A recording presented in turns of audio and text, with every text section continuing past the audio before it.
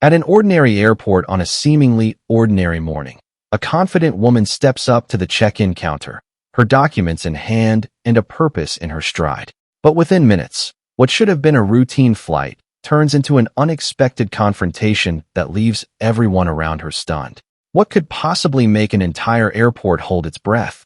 And who exactly is this woman whose quiet strength hides a secret that will leave you speechless? Stay tuned, because this story is about to take off. The hum of engines, the murmur of announcements, and the click of hurried footsteps filled the cavernous terminal. Dr. Alara Myers stood amidst the controlled chaos, her sharp eyes scanning the departure board. The flight to Geneva was on time, perfect. She adjusted the strap of her leather handbag and smoothed her tailored navy blazer. Though outwardly composed, a flicker of unease rippled beneath her polished exterior. Alara was no stranger to travel. Her work as ambassador-at-large for global health initiatives took her across continents. She had negotiated with presidents, collaborated with NGOs, and stood on stages before thousands, yet airports always unsettled her. They were places where assumptions ran rampant, where her title and accomplishments were invisible, and all that remained was her blackness. Shaking off the thought, she wheeled her small suitcase toward the check-in counter. This trip was too important to let lingering discomfort distract her. The Global Health Summit awaited, and her keynote address on equitable vaccine distribution had the potential to influence policy for millions. It wasn't just a speech, it was a mission. The line at the counter moved swiftly, and soon Alara found herself facing a middle-aged woman with blonde hair pinned into a bun that was too tight. Her name tag read, Linda Baker. "Good morning," Alara said with a polite smile, handing over her documents. "I'm checking in for Flight 724 to Geneva." Linda barely glanced at her before taking the passport and ID with a practiced air of indifference. She flipped through the pages of the passport and glanced at the driver's license. Her lips pursed, her eyes darted back to Alara, her expression hardening. "This doesn't look right," Linda said, holding up the ID like it was contraband. "Where did you get this?" Alara blinked, caught off guard. "Excuse me." "The ID," Linda said, her voice tinged with suspicion. "It doesn't look like you." Alara's fingers tightened around the handle of her suitcase. "That's my government-issued ID. It's valid." Linda snorted softly. "We'll see about that." She turned to her computer, typing furiously. The minutes dragged on, and Alara could feel the growing impatience of the passengers behind her. She glanced back, offering them an apologetic smile, but their stares burned into her, a mixture of curiosity and irritation. Linda finally looked up, her face a mask of authority. "I'm going to need another form of identification. This one's questionable." Alara's patience wavered, but did not crack. "I assure you, my documents are in order. If there's an issue, may I speak to a manager?" Linda raised an eyebrow, her lips curling into a patronizing smile. "Ma'am, I've been trained to spot fake IDs, and this one has red flags all over it. It's best if you come clean now."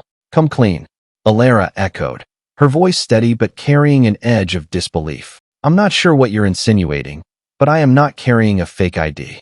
Linda sighed dramatically, her tone shifting to one of exaggerated pity. "Look, I'm just doing my job. If you have nothing to hide, there's no reason to be defensive." The exchange was starting to draw attention. A few passengers edged closer, their curiosity piqued. Alara could feel the weight of their eyes, the whisper of judgment that accompanied the situation. A black woman at an airport counter, her legitimacy questioned. It was a scene that played out far too often, a bitter reflection of systemic prejudice. "I would like to speak to your manager, now," Alara repeated firmly. Linda rolled her eyes, muttering something under her breath that Alara couldn't quite catch, but knew wasn't kind.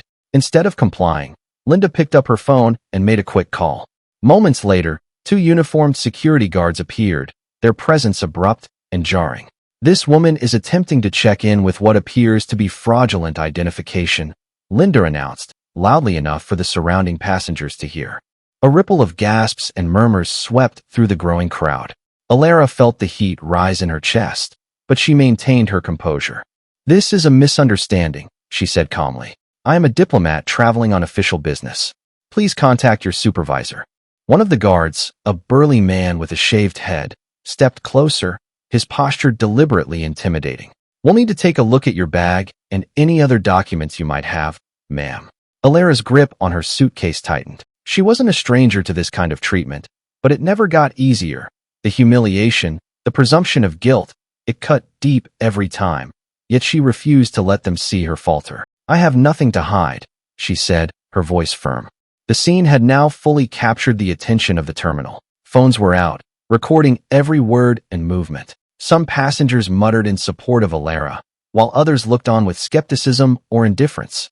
Linda, emboldened by the security guards, crossed her arms, her expression smug. "This doesn't have to escalate," Alara said, locking eyes with Linda. "You're making a mistake." Linda's smile widened. "We'll see about that." Alara took a deep breath. The storm was just beginning, but she knew she was ready to weather it, and when the truth came out, it would hit like a thunderclap. The air around the counter grew dense, a cocktail of tension and whispers. Alara stood tall, her hands resting calmly on the counter, even as the weight of judgment pressed against her. The guards, flanking her on either side, looked more interested in asserting dominance than resolving the situation. Behind them, the murmuring crowd shifted uneasily, some openly recording the scene on their phones. Linda Baker's smugness deepened, her lips curling into a thin smile that barely masked her condescension. "If you really have nothing to hide," she said, "hand over your bag.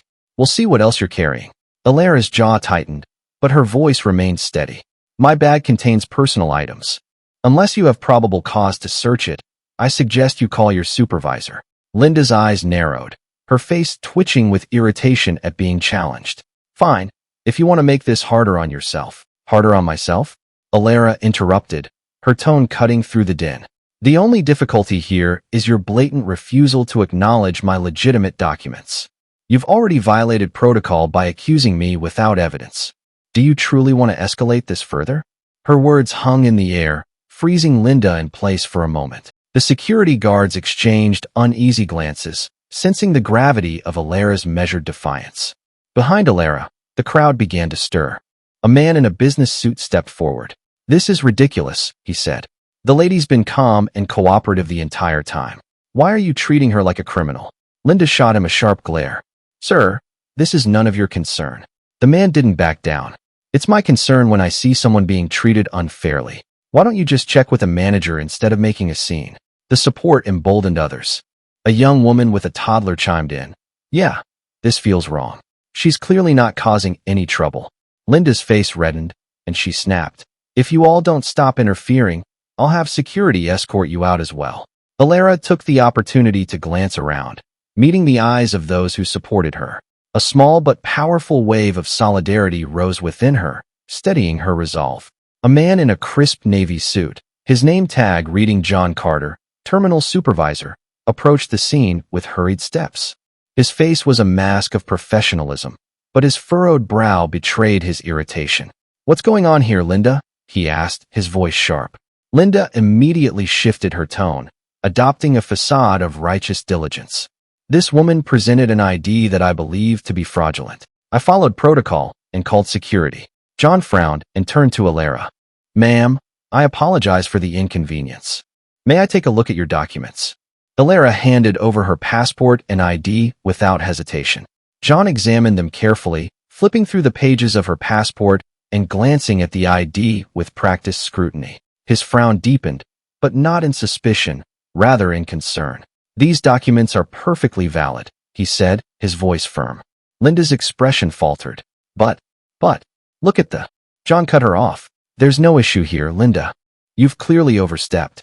Alara could feel the shift in the room as John's words landed. The guards stepped back slightly, their posture softening, while the crowd's whispers turned into audible murmurs of approval. But Alara wasn't finished. She reached into her bag and pulled out another document, her diplomatic passport. "If there was any doubt," she said, her voice resonant with quiet power, "this should clear it." John's eyes widened as he took the passport.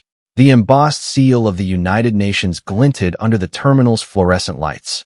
He flipped it open and froze for a moment, as though he couldn't believe what he was seeing. "You're a diplomat?" he asked, his tone now tinged with awe.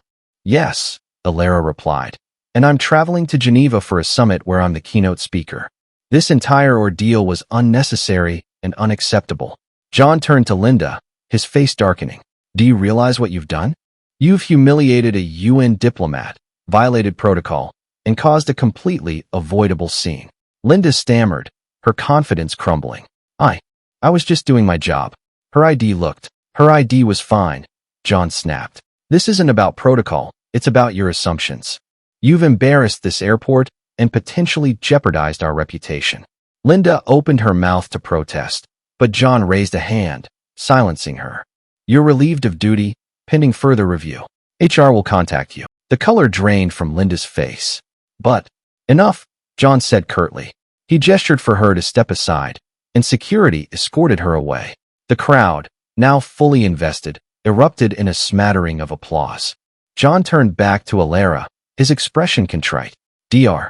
Myers, I can't express how deeply sorry I am for this. Please, allow me to personally escort you to your gate.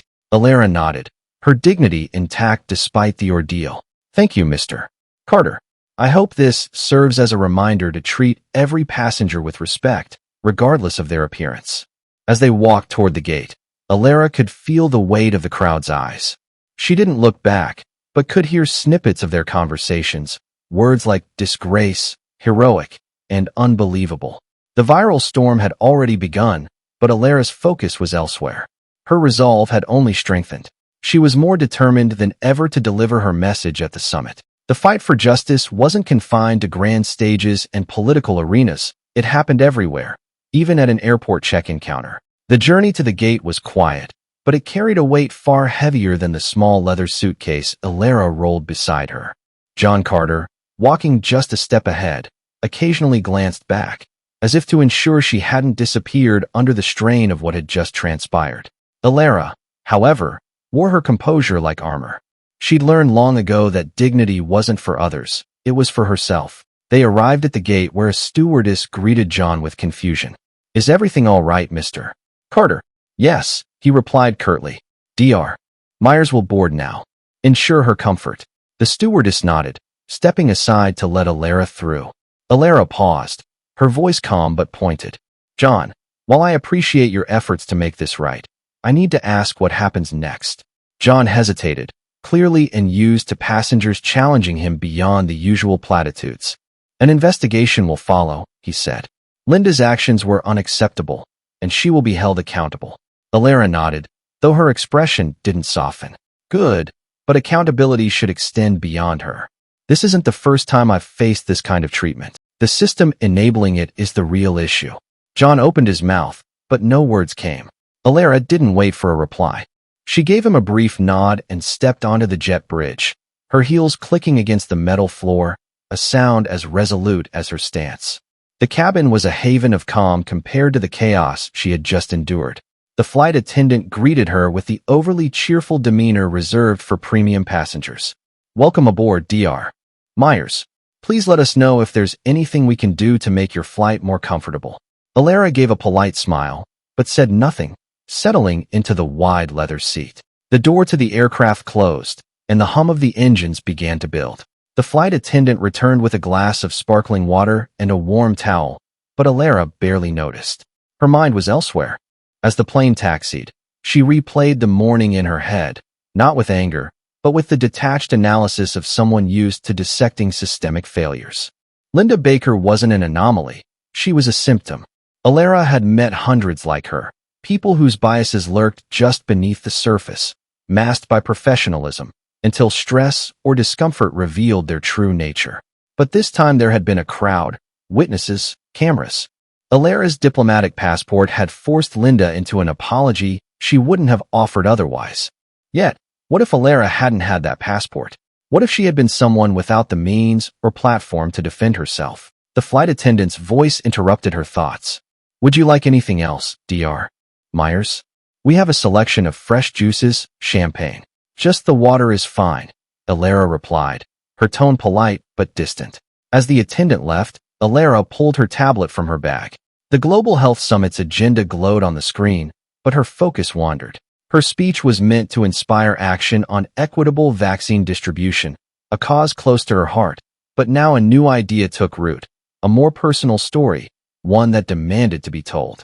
Alara had always been cautious about sharing her experiences of discrimination, preferring to focus on her work, Yet this morning's events reminded her that visibility mattered. Silence only allowed prejudice to fester. As the plane reached cruising altitude, Alara's thoughts were interrupted by a soft chime. The flight attendant approached again, holding a phone. Dr. Myers, the captain received a message for you. It's from the UN office in Geneva. Alara took the phone, her brow furrowing. Dr. Myers, the voice on the other end said. This is Lisa Flores from the coordination team. We heard about what happened at the airport. The video is already circulating. Alara's stomach tightened. Video? Yes, Lisa said. Passengers filmed everything. It's gaining traction online, and major outlets are reaching out for statements. Alara closed her eyes briefly. The last thing she wanted was to be reduced to a headline. What's the tone of the coverage? Sympathetic, mostly, Lisa replied. But some are framing it as a question of privilege, saying your diplomatic status saved you while others wouldn't have been so lucky. The words stung, not because they were wrong, but because they were painfully true. Dr. Myers, Lisa continued, her tone softening. I know this isn't how you wanted to start the summit, but it might be an opportunity. Your speech could address what happened, not just today, but the broader implications of these systems. People are listening. Alara sat back in her seat, the phone cool against her ear. I'll think about it, she said finally, her voice steady. As she hung up, the cabin lights dimmed for the overnight flight. Alara leaned her head against the window, staring out at the stars. The world outside was vast and indifferent, yet within it, small acts of courage and resistance could ripple outward, creating change. She resolved to make her story part of that ripple, not for her own vindication, but for the countless others who had been silenced. Meanwhile, back at the airport, Linda Baker sat in a sterile conference room, her face pale, as HR representatives replayed the footage from the terminal. The expressions on their faces were unforgiving, their questions sharp. Linda's excuses faltered under the weight of the evidence. The internet was unforgiving, and her name was already trending, just not for the reasons she had hoped for. For Alara, the repercussions for Linda weren't a victory. True justice would come when the systems enabling people like Linda were dismantled. But for now, Alara allowed herself a moment of quiet satisfaction, knowing that her journey, both personal and professional, was far from over. The plane's engines hummed steadily, a calming rhythm that contrasted with the turbulence of Alara's thoughts. She leaned back in her seat, the soft leather cradling her as she stared at the blank page of her tablet. Her planned keynote address had been meticulously crafted, polished statistics, persuasive arguments, and carefully worded calls to action. Yet now, as the events of the morning played on a loop in her mind, the words felt inadequate, sterile. She tapped her stylus against the screen, a beat of frustration. The issue wasn't just about equitable vaccine distribution anymore. It was about equity in every sense, in how people were seen, treated, and valued. Alara had always believed that her work spoke for itself, that her achievements shielded her from prejudice. Today had shattered that illusion, not for the first time, but perhaps the most publicly. Her tablet chimed, pulling her from her reverie.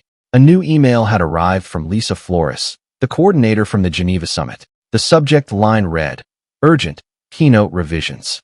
Alara opened the email and scanned the contents. It was brief, almost too direct for Lisa, whose usual correspondence was filled with pleasantries. Dr. Myers, given today's events and the growing public attention, we believe the summit would benefit from a personal perspective woven into your address. Your story has the power to inspire action beyond policy. If you're willing to incorporate it, we can adjust the agenda to spotlight your speech as the centerpiece. Let me know if this resonates. Best, Lisa. Alara read the email twice, then a third time. She had expected the story to gain traction, but hadn't anticipated the summit organizers leaning into it so directly. Her initial reaction was hesitation. Sharing personal stories came with risks, scrutiny, backlash, and the ever-present narrative of playing the race card. But as the plane cruised through the night, a deeper realization took hold. She pulled up her draft speech and skimmed the opening paragraphs. They were precise and professional, but something was missing: her voice. The calculated tone didn't reflect the woman who had stood at that counter this morning, subjected to humiliation simply for existing in a space she was deemed unworthy of. It didn't reflect the countless others who faced worse and never had the chance to speak up. Her fingers hovered over the keyboard before she began typing. The words came slowly at first, then with increasing momentum. This morning, I was reminded of the reason we fight for equity, not just in access to health care, but in every aspect of our shared humanity. Discrimination doesn't live in isolation. It permeates our systems, our institutions, and our interactions. It turns something as simple as a plane ticket into a battleground for dignity and respect. As the plane flew over the Atlantic, Alara allowed herself a rare moment of stillness. The cabin was dim, the soft glow of reading lights casting halos over passengers engrossed in books or drifting into sleep. Alara gazed out the window, watching the endless expanse of darkness punctuated by the occasional twinkle of distant cities below. Her mind drifted to her upbringing, to the lessons her mother had taught her about resilience and pride. "You are more than the labels they try to put on you," her mother had often said. "Let them underestimate you. That's when you prove them wrong." The memory brought a small smile to Alara's lips. Her mother's wisdom had carried her through countless battles, from the academic halls of Harvard to the political corridors of the United Nations. Yet, today had been a stark reminder that the fight was far from over. Hours later, as the plane began its descent into Geneva, Alara felt a renewed sense of purpose. Her speech had taken on a life of its own, blending policy with the deeply personal. She reviewed it one last time, her eyes lingering on the closing lines. Equity is not just a goal, it is a moral imperative. And as long as there are those who are silenced, who are unseen, who are underestimated, our work is not done. Today, I stand before you, not just as a diplomat, but as one of those voices, and I hope my story reminds you why we must keep fighting. The words resonated within her, their weight both empowering and humbling.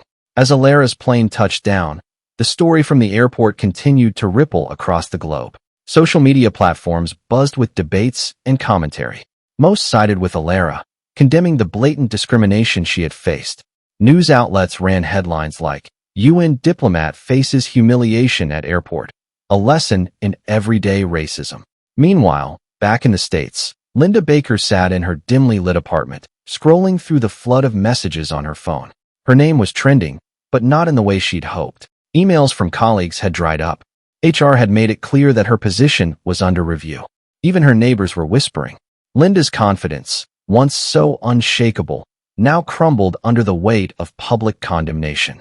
She replayed the scene in her mind, searching for justification, but the truth was undeniable.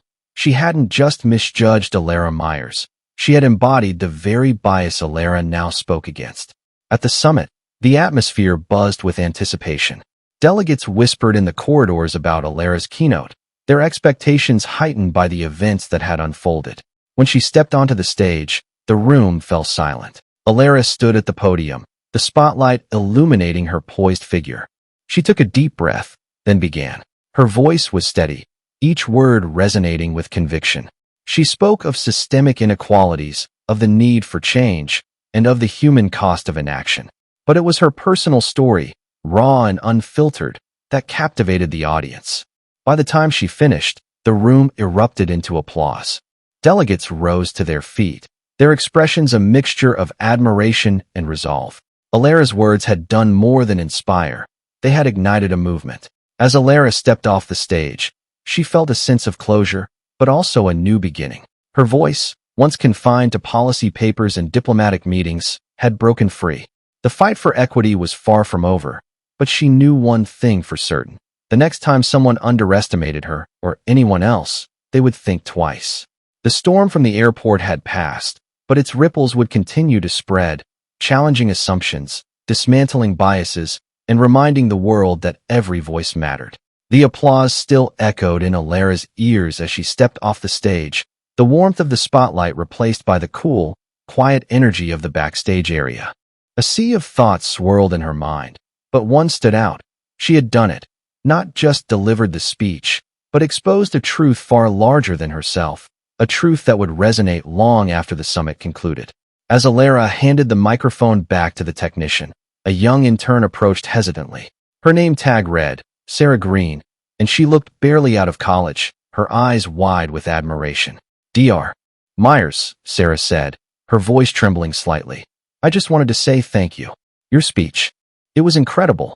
It felt like you were speaking directly to me." Alara smiled warmly, placing a reassuring hand on Sarah's shoulder. Thank you, Sarah. That means a great deal to me. Remember, every voice matters, even yours. Sarah's cheeks flushed as she nodded, her expression a mix of awe and determination. Alara walked away, knowing that moments like this were as important as any policy change. The summit's networking area buzzed with renewed energy. Delegates clustered in groups, their discussions animated. Alara moved through the room gracefully, fielding questions and accepting compliments with the poise of someone who had spent years navigating high-stakes environments. A tall man with a salt and pepper beard approached her. His name tag identified him as Ambassador Paul Dubois of France. He extended his hand, his expression one of genuine respect. Dr. Myers, your words were powerful, he said in a deep, accented voice.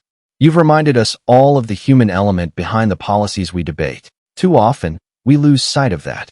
Thank you, Ambassador, Alara replied, shaking his hand firmly. The policies are important, but they must serve the people, not the other way around. Paul nodded thoughtfully. Your story has already begun to make waves here. I overheard several delegates discussing plans to revisit equity frameworks in their countries. You've inspired action. Alara felt a flicker of hope. She knew the road to real change was long and fraught with challenges, but every ripple mattered. Paul's words reaffirmed that her vulnerability on stage had been worth it. Later that evening, Alara retreated to her hotel room, exhausted but exhilarated. She slipped off her heels and sat by the window, staring out at the glittering lights of Geneva. The events of the past 24 hours felt surreal, like a storm that had swept through her life, leaving clarity in its wake. Her phone buzzed, pulling her from her thoughts. It was a call from her assistant, Helen, back in New York. Alara, Helen said, her voice tinged with excitement. The video from the airport is everywhere. News outlets are running it alongside clips of your speech. Social media is exploding with support. Hashtags like Equity Now and Stand With Alara are trending. Alara sighed, a mix of relief and apprehension. And the backlash? She asked, knowing it was inevitable. There's some, Helen admitted. A few voices accused you of using your position for attention, but they're being drowned out by support. Even major figures are speaking up, politicians, activists, celebrities. Your story is resonating. Alara closed her eyes, letting the weight of Helen's words settle. She hadn't sought attention, but if it could amplify her message and ignite change, she would embrace it. Meanwhile, back in the U.S., Linda Baker sat in her living room, the glow of her laptop casting shadows on her weary face. She scrolled through article after article, each one recounting the incident at the airport. Her name was now synonymous with prejudice, her actions dissected by pundits and commenters alike. Emails from her employer confirmed her worst fears. She was suspended indefinitely, pending an investigation. Her colleagues distanced themselves, and even her friends had grown silent. Linda's world was unraveling, and for the first time, she began to question not just her actions, but the mindset that had led her to them. A video clip of Alara's speech played on her screen. Linda watched in silence as Alara spoke with grace and conviction, her words piercing through the fog of Linda's defensiveness. Tears welled in her eyes, not out of self-pity, but from a growing realization of the harm she had caused. The day after the summit, Alara awoke to an inbox flooded with emails. Some were from colleagues and supporters, others from strangers moved by her story. One email stood out, a message from a school teacher in a small Midwestern town. Dr. Myers, I watched your speech, and it struck a chord. I see the kind of bias you described happening in my classroom, in my community. I've been guilty of staying silent, but your courage has inspired me to speak up. Thank you for showing me that change starts with accountability. With gratitude, Mary Smith. Alara reread the email, her heart swelling. The summit had been a platform, but the true power of her story lay in its ability to ignite change at every level. As Alara prepared to return home, she reflected on the journey ahead. The fight for equity was ongoing, and her role in it was evolving. She was no longer just an advocate for global health. She was a voice for those silenced by prejudice, a symbol of resilience and justice. At the airport in Geneva, she approached the counter to check in for her flight. The attendant greeted her with a warm smile. Welcome, Dr. Myers. We've been expecting you. Alara smiled back, her confidence unshaken. She handed over her passport, knowing that while her journey had started with an act of discrimination, It would continue with purpose and power. As she boarded the plane, a single thought lingered. This is only the beginning. Alara's plane touched down at JFK International Airport, the New York skyline gleaming against the setting sun. As the wheels kissed the tarmac, she felt a mix of exhaustion and exhilaration. The whirlwind of the past few days had taken a toll, but it had also planted seeds of change, seeds she was determined to nurture. The terminal was bustling as usual, but this time, Alara's journey through the airport was different. A flight attendant had already escorted her off the plane, and a senior representative from the airline was waiting at the gate. Dr. Myers, the man said with a nervous smile, extending his hand. I'm Robert Jones, the Regional Director for Customer Experience. On behalf of our entire organization, I want to personally apologize for what happened at the airport earlier this week. Alara studied him for a moment, noting the sincerity in his eyes. Thank you, Mr. Jones, but an apology isn't enough. What steps are being taken to ensure this doesn't happen again? Robert nodded quickly, as if anticipating her question. We've already launched mandatory bias training for all employees and implemented new protocols for handling identification issues. Your experience has been a wake-up call for our company. Alara's expression softened, though her resolve remained firm. Good. Just remember, true change takes more than a single policy. It requires constant accountability. He nodded, his respect for her evident. As she moved toward the baggage claim, Alara felt the eyes of onlookers on her, not with suspicion, but with recognition. Her story had become a symbol of resilience, and she carried that weight with pride. Back at her office in Manhattan, Alara wasted no time diving into her work. The Global Health Summit had been a success, but her fight for equity was far from over. The incident at the airport had shown her that advocacy wasn't confined to boardrooms and conferences. It extended to every interaction, every barrier she could help dismantle. Emails continued to flood in, some offering support, others seeking advice. One, in particular, caught her eye, a request from a nonprofit organization working to address bias in public spaces. They wanted Alara to collaborate on a campaign that would train airport and airline staff globally. She replied immediately, "Let's discuss. This work is essential." Meanwhile, Linda Baker's life had taken an unexpected turn. Fired from her position at the airport, she found herself at a crossroads. The backlash had been swift and unforgiving, but it had also forced her to confront her own biases. Determined to rebuild her life, Linda enrolled in a racial equity workshop, initially out of desperation, but soon with genuine interest. The stories she heard there, from people who had endured systemic discrimination, pierced through her defenses. Slowly, she began to understand the weight of her actions. One day, she sent Alara an email. It was brief, but heartfelt. Dr. Myers, I want to apologize for the harm I caused you. I've been reflecting deeply on my actions, and I'm committed to doing better. If there's any way I can support your work or learn from it, I would be grateful. Sincerely, Linda Baker. Alara read the email twice before responding. Linda, acknowledgement is the first step toward change. If you're serious about this journey, there are organizations I can recommend. Start there, and perhaps one day, we can have a conversation about what you've learned. Best, Alara Myers. Alara didn't expect a response, but she felt a sense of closure, knowing that even the person who had caused her pain was beginning to change.